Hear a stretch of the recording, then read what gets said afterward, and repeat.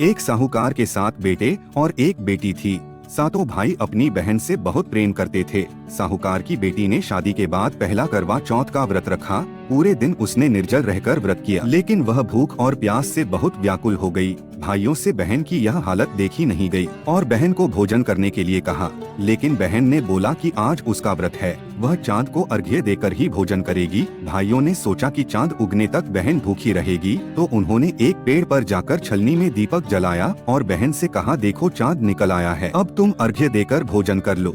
बहन ने भाइयों की बात मानकर चांद को अर्घ्य दिया और भोजन कर लिया। परिणाम स्वरूप उसका पति बीमार पड़ गया और उसकी मृत्यु हो गई।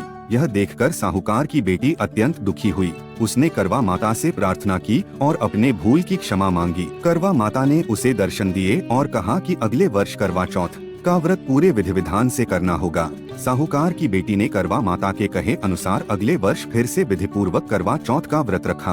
उसकी सच्ची श्रद्धा और भक्ति से प्रसन्न होकर करवा माता ने उसके पति को पुनर्जीवित कर दिया और उसे अखंड सौभाग्यवती होने का वरदान दिया। जिस तरह से साहूकार की बेटी का सुहाग दिया, उसी तरह से करवा माता सबको सुहागिन रखे, यही करवा चौथ की महिमा है।